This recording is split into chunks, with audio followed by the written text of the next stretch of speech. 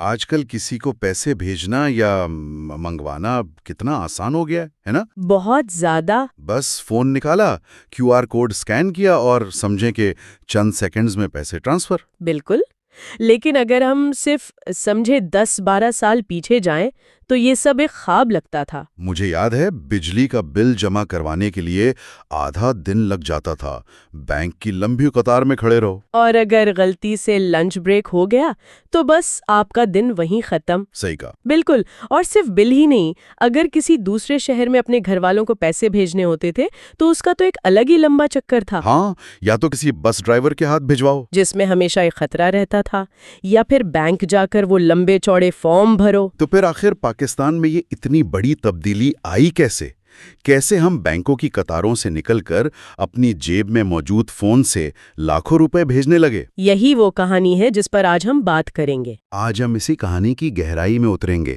یہ کہانی ہے ایزی پیسہ کی، وہ ایپ جس نے پاکستان کے مالیاتی نظام کو ہمیشہ کے لیے بدل دیا۔ ہم جانیں گے کہ اس کا آغاز کیسے ہوا، وہ کون سا ایک انقلابی خیال تھا جس نے سب کچھ بدل دیا، اسے کن مشکلات کا سامنا کرنا پڑا، اور آخرکار یہ پاکستان کی نمبر 1 فن ٹیک ایپ کیسے بنی۔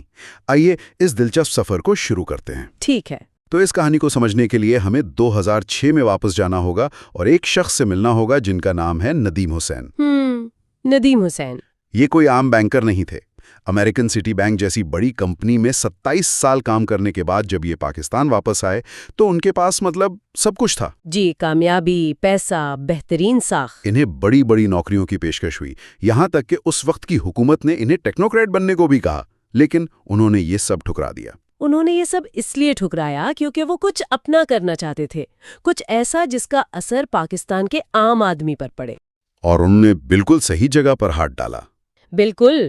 اس وقت پاکستان کا بینکنگ سسٹم صرف امیروں اور بڑے شہروں کے لیے تھا۔ ملک کی تقریباً 80% آبادی بینکنگ کے نظام سے باہر تھی۔ 80%؟ یہ تو بہت بڑی تعداد ہے۔ جی، ان کے پاس کوئی بینک اکاؤنٹ نہیں تھا، کوئی مالیاتی شناخت نہیں تھی۔ ندیم حسین نے اس بہت بڑے خلا کو پہچانا اور اپنی تمام جمع پونجی اور دوستوں کی مدد سے 2006 میں تعبیر مائکرو فنانس بینک کی بنیاد رکھی۔ تو ان کا مشن صاف تھا، بینکنگ کو ان لوگوں تک پہنچانا جنہیں روایتی بینک نظر انداز کر دیتے ہیں۔ جی، جیسے چھوٹے کسان، مزدور اور دیہات میں رہنے والے لوگ۔ لیکن صرف ایک ویژن تو کافی نہیں ہوتا۔ نہیں، بالکل نہیں۔ بینک چلانے کے لیے ایک مضبوط ٹیم کی ضرورت تھی، اور یہاں بھی انہوں نے اپنی پرانی کمپنی کے تجربے کا فائدہ اٹھایا۔ اچھا، کیسے؟ انہوں نے اسٹیٹ بینک سے اپنے 4 بہترین ساتھیوں کو پاکستان بلا کر ایک انتہائی پروفیشنل ٹیم بنائی، اور اسی ٹیم کی محنت سے تعبیر بینک نے بہت جلد مارکیٹ میں اپنی جگہ بنا لی۔ اور اسی کامیابی نے پھر ایک بہت بڑے کھلاڑی کی توجہ حاصل کر لی، ٹیلی نور۔ جی، یہ تھوڑا عجیب نہیں لگتا؟ ایک ٹیلی کام کمپنی ایک چھوٹے سے مائکرو فائنانس بینک میں کیوں دلچسپی لے رہی تھی؟ بظاہر تو عجیب لگتا ہے، لیکن یہ ایک بہت دور اندیش فیصلہ تھا۔ ٹیلی نور نے دیکھ لیا تھا کہ پاکستان میں موبائل فون تیزی سے پھیل رہا ہے۔ وہ تو تھا ہی۔ تو انہوں نے سوچا کہ مستقبل میں موبائل اور فائنانس کو جوڑ کر ایک بہت بڑی مارکیٹ بنائی جا سکتی ہے۔ اسی سوچ کے تحت 2008 میں انہوں نے تعبیر بینک کے 51% حصے خرید لیے۔ اچھا۔ تو ایک بینکنگ ادارے کا تجربہ اور ایک ٹیلی کام کمپنی کی ملک گیر پہنچ ایک ساتھ مل گئی۔ بالکل، یہ ایک زبردست امتزاج تھا جس نے آنے والے انقلاب کی بنیاد رکھی۔ تو ٹیلی نور کے آنے سے وسائل تو مل گئے، لیکن اصل انقلاب ابھی باقی تھا۔ جی، ابھی تو کہانی شروع ہوئی تھی۔ ندیم حسین نے دیکھا کہ بینکنگ کا ایک بہت بڑا مسئلہ ابھی تک حل نہیں ہوا تھا، خاص طور پر عام آدمی کے لیے۔ وہی چھوٹے موٹے لین دین جیسے بل کی ادائیگی یا کسی کو فوری پیسے بھیجنا اب بھی ایک عذاب تھا۔ بالکل۔ اور پھر 2009 میں ایک ایسی سرکاری تبدیلی آئی جس کا بینکنگ سے دور دور تک کوئی تعلق نہیں تھا، لیکن اسی نے سب کچھ بدل دیا۔ آپ بائیو میٹرک تصدیق کی بات کر رہی ہیں؟ جی، حکومت پاکستان نے دہشت گردی کے خطرات کے پیش نظر تمام موبائل سمز کی بائیو میٹرک تصدیق لازمی قرار دے دی۔ یعنی ہر سم کو شناختی کارڈ کے ساتھ رجسٹر کرنا ضروری ہو گیا۔ ایک منٹ، تو حکومت نے ایک سیکیورٹی قانون بنایا اور اس سے بینکنگ میں انقلاب آ گیا؟ یہ کیسے ہوا؟ یہی وہ لمحہ تھا جہاں ایک ویژنری لیڈر کی سوچ کام آتی ہے۔ جب باقی سب لوگ اسے ایک پریشانی سمجھ رہے تھے، ندیم حسین نے اس میں ایک موقع دیکھا۔ کیا موقع؟ انہوں نے سوچا کہ بائیو میٹرک تصدیق کا مطلب ہے شناخت۔ اگر ہر سم کارڈ کی ایک پکی اور تصدیق شدہ شناخت ہے جو براہ راست قومی شناختی کارڈ سے جڑی ہے، تو اس شناخت کو مالیاتی شناخت سے بھی جوڑا جا سکتا ہے؟ بالکل۔ ان کے ذہن میں یہ انقلابی خیال آیا کہ پاکستان کا ہر موبائل نمبر دراصل ایک ممکنہ بینک اکاؤنٹ ہے۔ واہ، یہ تو واقعی ایک گیم چینجنگ آئیڈیا تھا، لیکن یہ جتنا شاندار تھا اتنا ہی خطرناک بھی تو ہو سکتا تھا۔ کس لحاظ سے؟ مطلب آپ کہہ رہے ہیں کہ بینک کی برانچوں کو چھوڑ کر گلی محلے کے موبائل کی دکانوں کو بینکنگ ایجنٹ بنا دیا جائے؟ جی۔ ان دکانداروں کے پاس تو کوئی مالیاتی تربیت بھی نہیں تھی، اس میں تو بہت کچھ غلط ہو سکتا تھا۔ آپ نے بالکل صحیح پکڑا، یہ ایک بہت بڑا رسک تھا۔ ٹیم کے اندر بھی اس پر بہت بحث ہوئی، لیکن ندیم حسین اور ان کی ٹیم نے یہ سمجھا کہ پاکستان جیسے ملک میں جہاں کروڑوں لوگ بینکوں سے میلوں دور رہتے ہیں، وہاں روایتی ماڈل کام نہیں کرے گا۔ تو انہوں نے ایک تاریخی فیصلہ کیا۔ جی، اگر ہم لوگوں کو بینک تک نہیں لا سکتے تو ہمیں بینک کو لوگوں تک لے کر جانا ہوگا۔ اور اس کا واحد راستہ یہی تھا کہ ہر اس جگہ کو بینک بنا دیا جائے جہاں عام آدمی پہلے سے جاتا ہے۔ اور وہ جگہ کی موبائل لوڈ والی دکان۔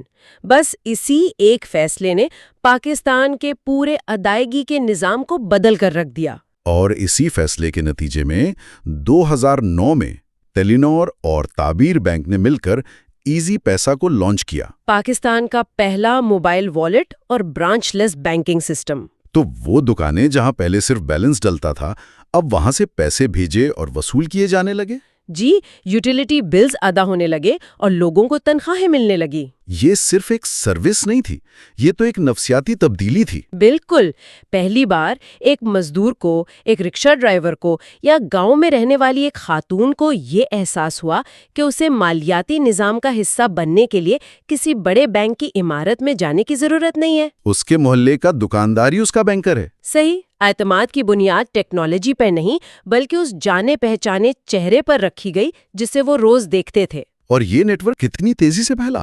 ناقابل یقین تیزی سے۔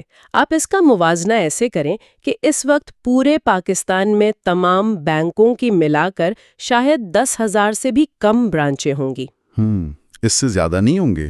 جبکہ کچھ ہی سالوں میں ایزی پیسہ کا ایجنٹ نیٹ ورک لاکھوں تک پہنچ گیا۔ ہر گلی، ہر چوک، ہر بازار میں ایزی پیسہ کا ایجنٹ موجود تھا۔ تو یہ تھی ایزی پیسہ کی پہلی اور سب سے بڑی سپر پاور۔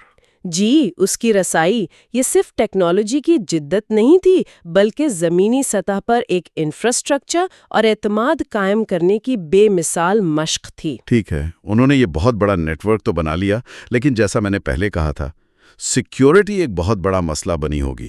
فراڈ اور دھوکہ دہی سے کیسے نمٹا گیا؟ یہ واقعی ایک بہت بڑا چیلنج تھا۔ شروع میں جعلی ایجنٹس، ڈپلیکیٹ سمز اور شناختی کارڈ کے غلط استعمال جیسے مسائل بہت عام تھے۔ اور سب سے بڑا مسئلہ تو لوگوں کی اپنی سمجھ کا ہوگا۔ بالکل، لوگوں میں ڈیجیٹل سیکیورٹی کی سمجھ نہ ہونے کے برابر تھی۔ وہ اپنا پن کوڈ کسی بھی فون کال پر بتا دیتے تھے یا ایجنٹ کے کہنے پر اسے دے دیتے تھے، جس سے بہت فراڈ ہوا ہوگا۔ جی، بہت سے لوگوں کے ساتھ فراڈ ہوا اور کمپنی کی ساخت کو شدید خطرہ لاحق ہوا۔ تو اس کا حل کیا نکالا گیا؟ صرف ٹیکنالوجی سے تو یہ مسئلہ حل نہیں ہو سکتا تھا۔ نہیں، کیونکہ مسئلہ انسانی رویے کا تھا۔ انہوں نے سمجھا کہ اس کا حل صرف ٹیکنالوجی میں نہیں بلکہ عوام کو تعلیم دینے میں ہے۔ اچھا، ایزی پیسہ نے ایک بہت بڑی اور جارحانہ آگاہی مہم چلائی۔ ٹی وی اشتہارات، ریڈیو پیغامات اور ایجنٹس کو ٹریننگ کے ذریعے بار بار ایک ہی پیغام دیا گیا: اپنا پن کسی کو مت بتائیں۔ بالکل، ایزی پیسہ کا نمائندہ آپ سے کبھی پن نہیں پوچھے گا۔ اس مسلسل کوشش نے آہستہ آہستہ لوگوں کے ذہنوں میں یہ بات بٹھا دی اور ان کا اعتماد بحال کرنے میں کلیدی کردار ادا کیا۔ اعتماد بحال ہونے کے بعد ترقی کا اگلا مرحلہ کیا تھا؟ اگلا قدم تھا لوگوں کو خود بااختیار بنانا۔ اس کے لیے انہوں نے پرسنل اکاؤنٹ یعنی موبائل والیٹ کا سسٹم شروع کیا۔ اور یہاں بھی انہوں نے ایک انقلابی قدم اٹھایا ہوگا۔ جی، اس وقت اسمارٹ فونز عام نہیں تھے تو انہوں نے USSD ٹیکنالوجی کا استعمال کیا۔ کسی بھی ٹیلی نار سم سے 786 # ڈائل کر کے کوئی بھی شخص اپنا اکاؤنٹ خود بنا سکتا تھا۔ ایک منٹ، یعنی ایک عام سے فیچر فون پر بغیر انٹرنیٹ کے صرف ایک کوڈ ملا کر بینک اکاؤنٹ کھل جاتا تھا؟ جی ہاں، یہ اس وقت کے لحاظ سے ایک بہت بڑا انقلاب تھا۔ اب لوگوں کو ہر ٹرانزیکشن کے لیے ایجنٹ کے پاس جانے کی ضرورت نہیں رہی تھی۔ بالکل، وہ خود اپنے فون سے یہ سب کر سکتے تھے۔ اور پھر جب سمارٹ فونز کا دور آیا تو ایزی پیسہ نے اپنی ایپ لانچ کر دی، جس نے تو جیسے پوری دنیا ہی بدل دی۔ بل کی ادائیگی، money transfer, mobile load, QR payment, insurance, online shopping, سب کچھ ایک کلک پر ممکن ہو گیا۔ اور اس کا نتیجہ کیا نکلا؟ اعداد و شمار کیا بتاتے ہیں؟ اعداد و شمار حیران کن تھے۔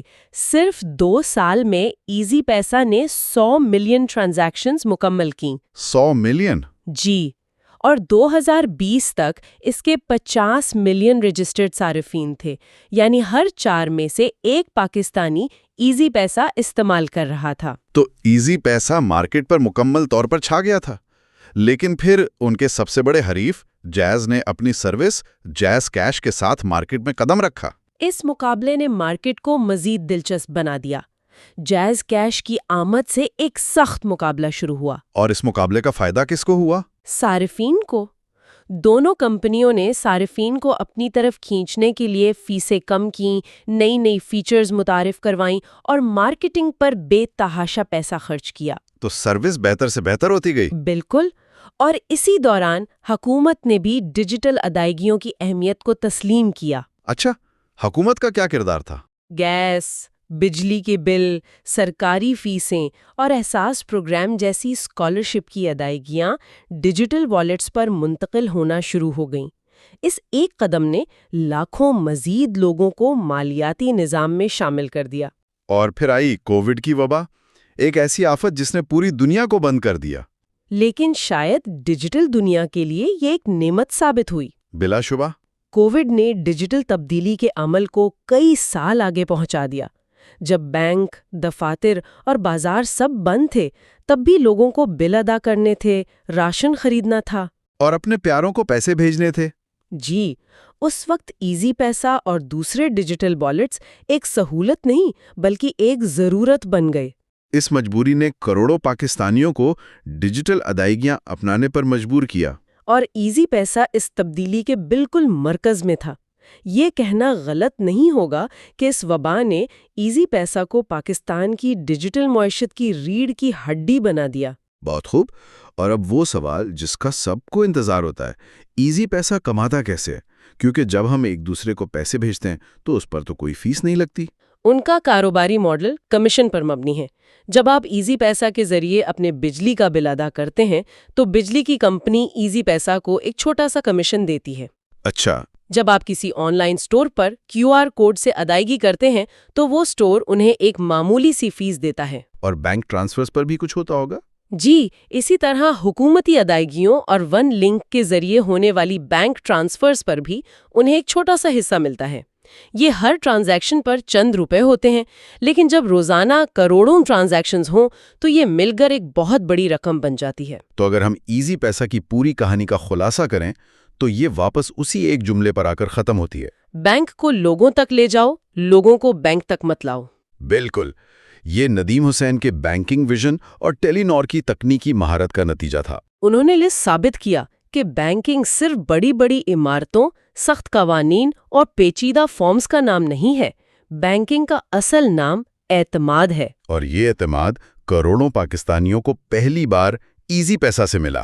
واقعی ایک متاثر کن کہانی ہے۔ اس نے نہ صرف ایک کامیاب کاروبار بنایا بلکہ لاکھوں لوگوں کو معاشی طور پر بااختیار بھی کیا۔ اور یہ ہمیں ایک اہم سوچ کی طرف لے جاتی ہے۔ وہ کیا؟ جب ٹیکنالوجی کو صرف منافع کمانے کے لیے نہیں بلکہ مالیاتی رسائی جیسی بنیادی انسانی ضرورت کو حل کرنے کے لیے ڈیزائن کیا جاتا ہے تو وہ پورے معاشرے کو بدلنے کی طاقت رکھتی ہے۔ ایزی پیسہ نے بینکنگ کے لیے ایک موبائل شاپ والا حل نکالا۔ جی، اب سوال یہ ہے کہ ہمارے ارد گرد صحت، تعلیم اور انصاف جیسے شعبوں میں اور کون سے ایسے بنیادی مسائل ہیں جو اپنے موبائل شاپ جیسے سادہ اور انقلابی حل کا انتظار کر رہے ہیں؟